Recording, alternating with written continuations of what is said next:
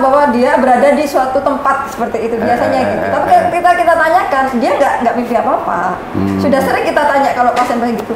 Cuma anak-anak gitu, jalan, balonku. Setelah saya tanya, Adek tadi main layangan ya atau main balon? Enggak, aku bobok.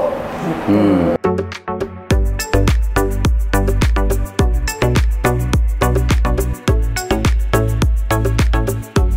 Assalamualaikum warahmatullahi wabarakatuh. Kembali berjumpa dengan saya Ali Manari di acara Haisam Rabu. Pemirsa, hari ini gilirannya Karu Karu amnesia anestesi. Biasa kalau bukan orang nakes, kalau orang bukan dokter itu istilah-istilahnya gak familiar, bro. Tapi biar kita lebih familiar lagi, kita langsung kenalan dengan orangnya. Assalamualaikum, Bu. Waalaikumsalam. Perkenalkan, Bu. Kalau saya itu ketemu Ibu baru kali ini. Iya. Meskipun berulang-ulang saya keliling rumah sakit baru kali ini kayaknya. Saya sering lihat siarannya Bapak. Masa? Di Sanrasa. Moga, Bu. Ya, perkenalkan, Bu. Ya, siap. Nama saya Elidia Sitorini, saya kepala ruangan dari anestesi dan ruang recovery room. Recovery room, RR. Ya. Saya baru kenal RR itu setelah mendampingi mbak saya di Surabaya. Siap. RR itu sampai tanya ke dokter Yaya saya. RR ini apa? Ternyata recovery room dan Ibu di sini adalah ketuanya ya. Siap. Kepala karunya. Siap. Bu Eli, ya. Di karunya jenengan ini apa sih sebetulnya yang menjadi tugas dari Ibu untuk memastikan pelayanan kesehatan yang Ibu tanggung jawab itu apa sebetulnya? Siap. Sebagai karu anestesi dan RR, kita dari awal pasien datang sampai pasien nanti akan dipindahkan ke ruangan harus tetap sama-sama stabil. Pasien itu baik, kembalinya ke ruangan harus juga baik. Harus baik. Ya. Jadi apa di karu anestesi ini masuk sudah di apakah dari IGD langsung ke anestesi atau bagaimana itu jalurnya sebetulnya? Jalurnya ada dua, Pak. Ya, ada kalau dari UGD kita sebut situ atau emergency. Oh, situ emergency itu boleh asal itu harus ada ACC dokter. Dokter anestesi dengan dokter operator bedah. Itu monggo silahkan dikirim ke OK. Kita sudah standby. Tapi itu semua atas rekomendasi dari dokter, Bu ya? Untuk bisa dari Ibu. Ya. Bu, di anestesi itu sebetulnya Bu Eli, hari ini kondisi estetiknya ada ruangan tersendiri, ada anak tersendiri, atau memang ditugaskan untuk ke UGD, ke ruang bedah atau gimana sebetulnya? Kami satu rumah dengan IBS, tapi kita punya ruangan sendiri. Seperti itu.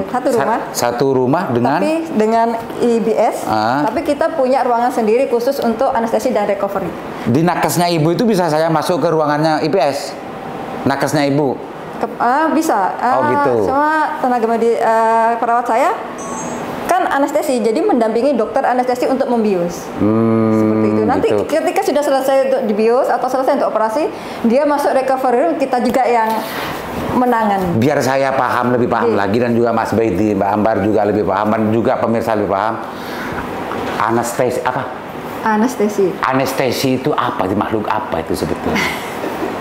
Anestesi itu kan bahasa Latin, jadi kalau bahasa awamnya sih pembiusan aja. Pembiusan, nah sederhananya pembiusan ya. Ya. Ketika sudah pembiusan muncul, maka pikirannya Pak Baiti itu cerdas nanti. Ya, karena anestesi ini tidak hanya bisa dibius di satu ruangan, bisa saja di IGD dibius gitu kan, bisa saja. Bisa. Dan di ruangan yang lain-lain. Ya. Sebelum ke Pak Baiti dan Mbak Ambar, berapa nakes di karunya jenengan, di karu anestesi ini? 21. 21? Ya. Dengan Ibu? Iya. Kamar satu ruangan kita, tapi kita bisa dalam satu ruangan bisa untuk 10 bed. Memang Bu ya, hanya tidak untuk melayani di situ semua pasien, tidak di situ, hanya transit gitu ya, Bu? Iya, jadi pasien setelah operasi kita ditaruh di ruang recovery room paling tidak 1 sampai 2 jam jika kondisinya stabil. Jika kondisi tidak stabil, kita tunggu sampai stabil. Tapi kalau dia memerlukan penanganan khusus, butuh ICU, maka kita akan pindahkan ke ICU dengan pendampingan perawatnya. Dengan pendampingan perawat anestesi. Tenaganya ibu. Oh, itu berarti di apa namanya pembiusan itu mengikuti banyak tempat gitu. Ya. Mbak Ambar, barangkali ada yang mau ditanyakan terkait dengan urusan pelayanan anestesi ini. Oh, kok anestesi? Lama-lama amnesia, Pak. Gitu, Pak. Anestesi ini pembiusan. Karena kalau keliru di pembiusan, pasien pasti harus rawat Tuhan. Iya.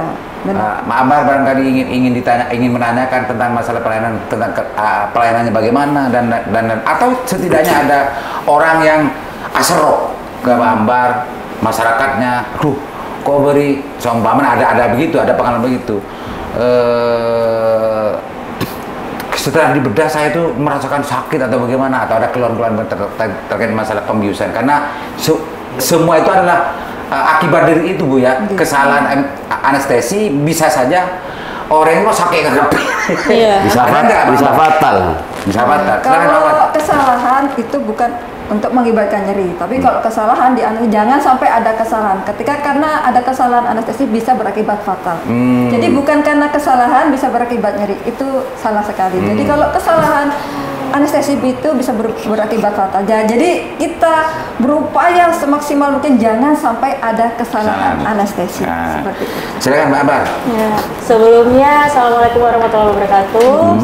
Kembali lagi dengan Pak Aliman yang sangat wibawa, dan di sebelah saya didampingin dengan Bapak Suku. Kalau di Komisi D dinamakan Bapak Suku. Iya, karena mengayomi, membimbing. Suhu bisa, suhu bisa. Suhu bisa.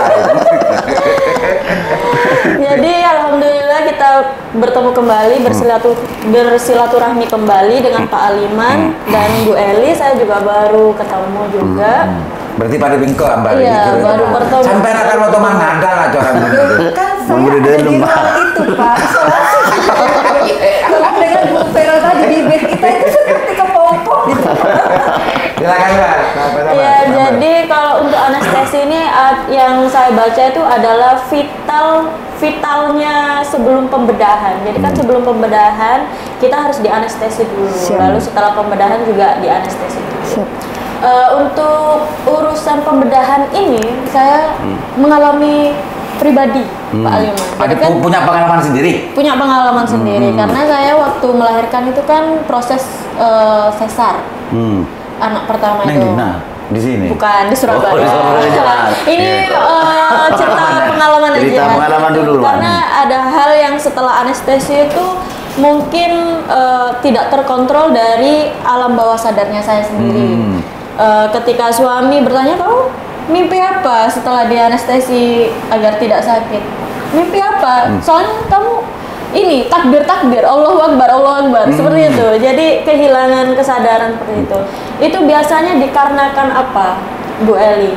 Bertanya ya. Iya. Pertama ini kan karena proses sesar ya. Proses sesar itu biasanya kan biusnya itu kan hanya separuh ya, dari perut sampai kaki.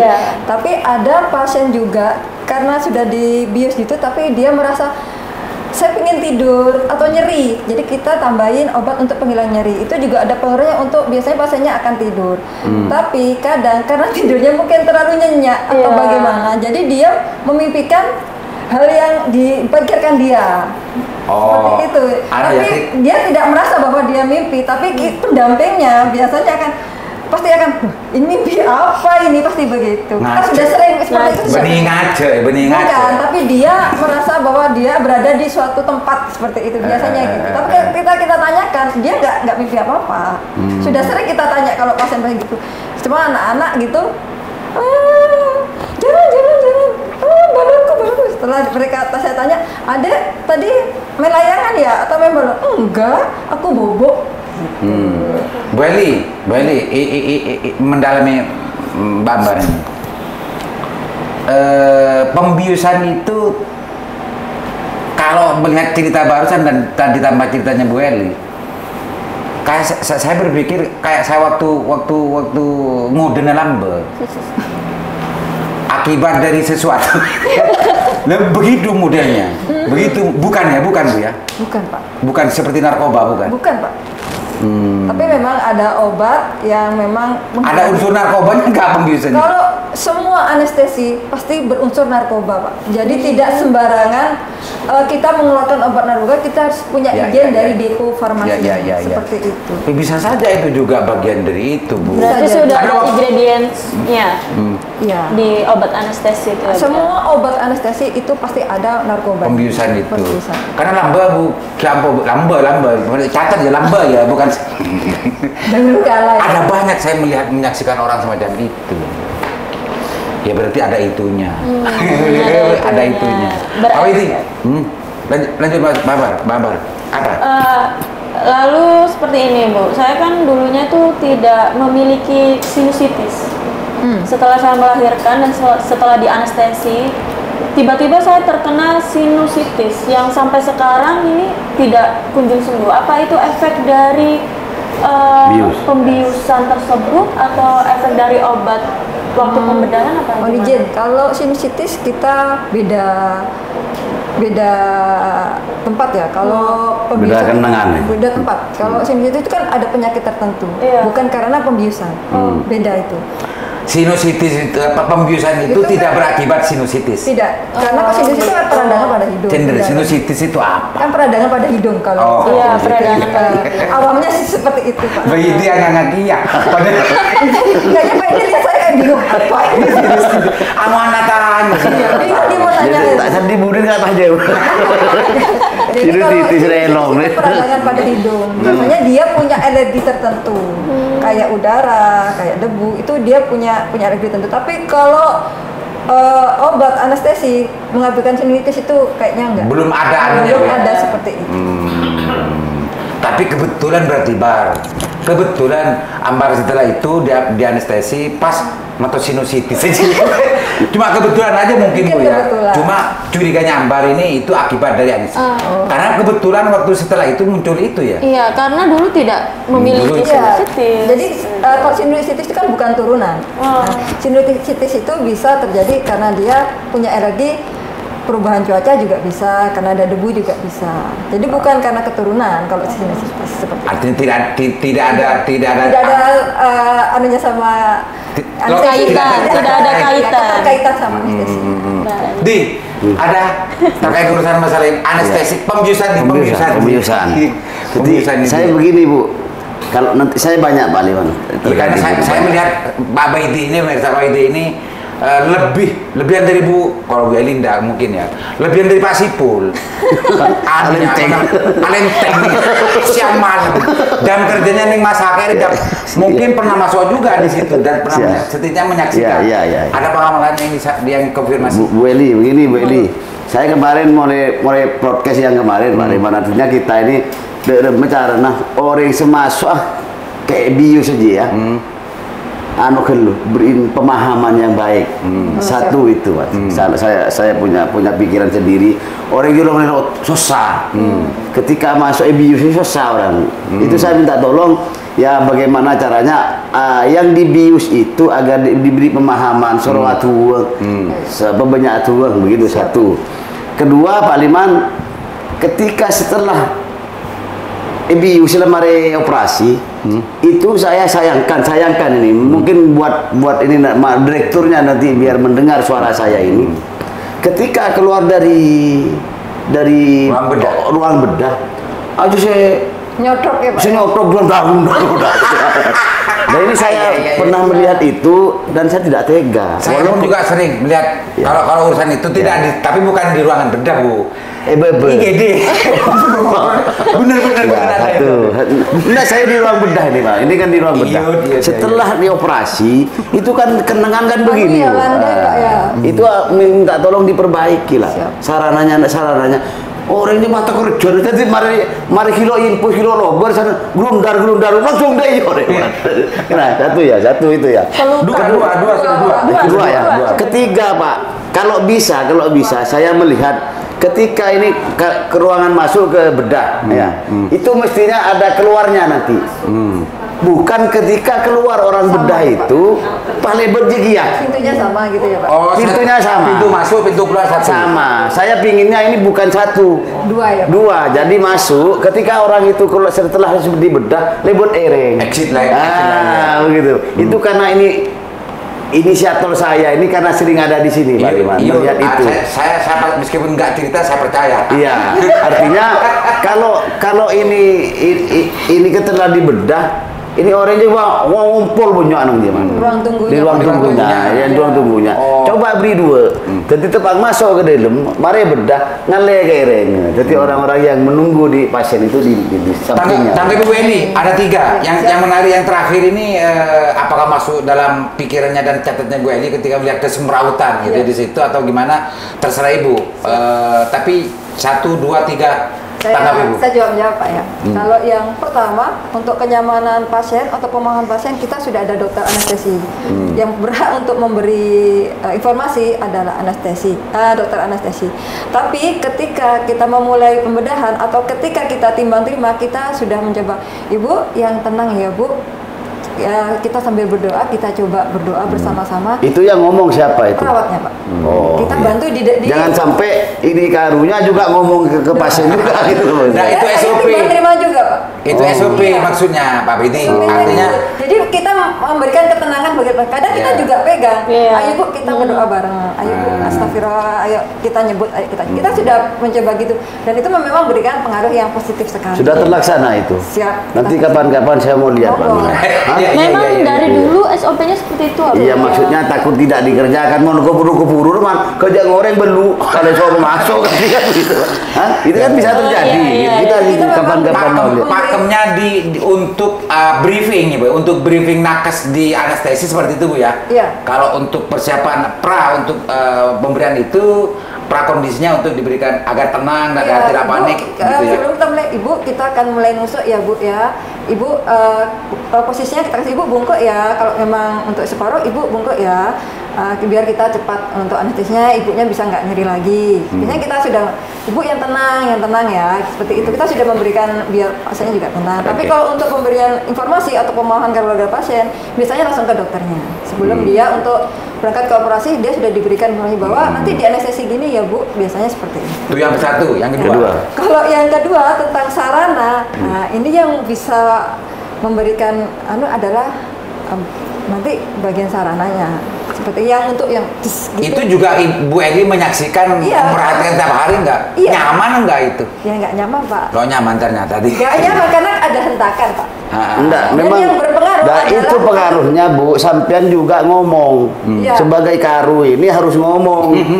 Begin namun mah karu tak koto de kilo di lemari ya Di begitu. situ diwakili. Iya, Iya. karena ada hentakan itu dan memang pengaruhnya ada juga pengaruh. Jadi ada suatu saat itu pasiennya, Mbak, pasiennya ini masih muntah. Oh ya siap, kita balik lagi ke sini nggak apa-apa. Kita masih menerima. Kalau emang ada keluar di jalan kan ada itu kita menerima kembali di recovery room kita terima. Ini catatan Bu ya.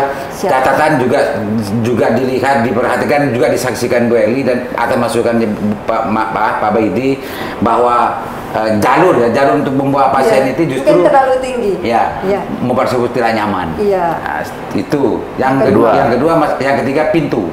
Yang ke pintu yang untuk keluar masuk dan keluar kita sudah beda. Yang keluar ini kita dalam proses renovasi, Pak. Jadi sudah ada pembobolan. Artinya sudah disadari dulu Bu. Sudah berpikiran. Oh iya. Sudah Pak, itu sudah dari dulu kita rencanakan, hanya anggarannya kan baru. Sudah mulai kemarin Pak Liman, saya sudah ngomong Pak Sudah. Liman, ke direkturnya sudah ngomong saya. Artinya tempat itu jangan taruh satu jalur. Iya. Sehingga orang-orang itu tidak numpuk di situ semua. Ketika itu dipindah tempat untuk keluarnya, keluar. itu enak nanti Iya. nyantai, tenang, Sudah. kayak ada orang operasi. Ini kan orang ngeterkap, orang yang juta-juta Bu Eli, ngeterkap. di mana itu ruang itu letaknya di sini? Posisinya di mana itu? Di dekat pavilion. Oh di sini. Oh berarti Temurah. Iya, jadi kan itu masuknya di dekatnya itu Jalan Mangku UGD. Kalau jalan pintu keluarnya kita berhadapan di belakangnya pavilion. Dari situ Jadi ya. beda jalur. Ada 3, dia masukkan cukup lah saya nyabanya. Iya. Itu sepenting catatan betul-betul. Kelako. Catat tebal. Kelako gitu. Bukan kita punya catatan loh, kelako Ibu. Kalau yang itu keluar kita sudah dalam pengerjaan mungkin kurang berapa persen aja. Sudah pembobolan. Yang lain-lain Bu Eli ingin apa namanya barangkali mau menceritakan terkait dengan kondisi nakes terus alat dan yang lain-lain kondisi apa namanya dalam melayani pasien di situ masih ada yang bisa tanya semua apa gimana?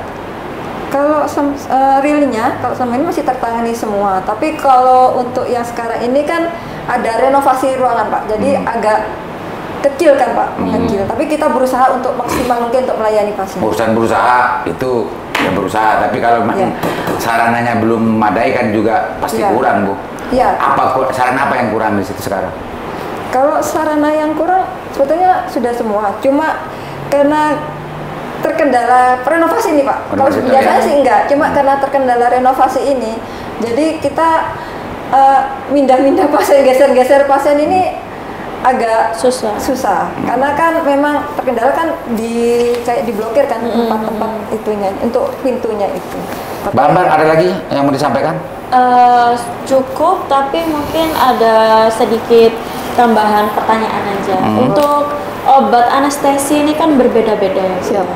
Pastinya pasien ini didiagnosa dulu awalnya.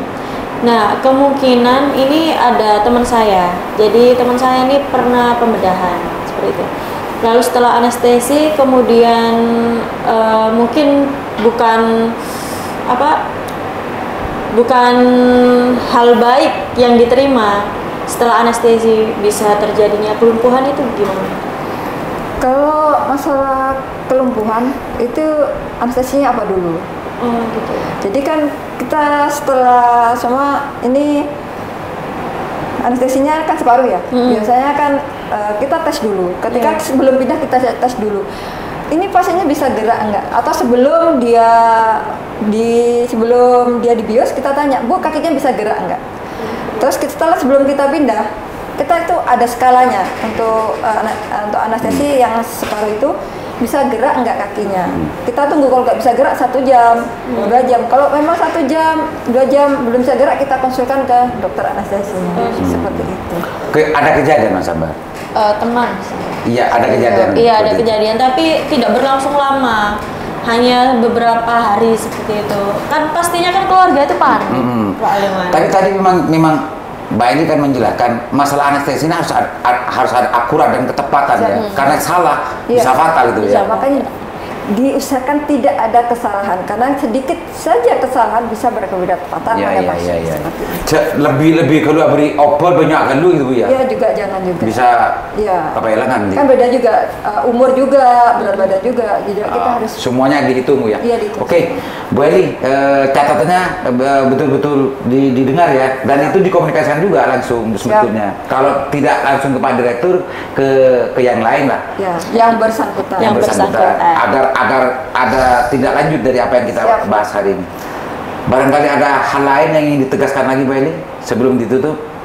Saya tanyain dulu lagi, satu lagi. Saya pernah melayani Pak Aliman, apa ngelatin itu? Bantu apa aja? Bantu orang ketabrakan itu sampai 3 hari loh. Apakah ini akhirnya bukan setelah keluar dari bedah itu lodik sadar. Iya, sampai 3 hari loh. Itu apakah gara-gara banyak gelu bius tadi ini kan orang awam kita. Apakah itu hanya gara-gara banyak bius?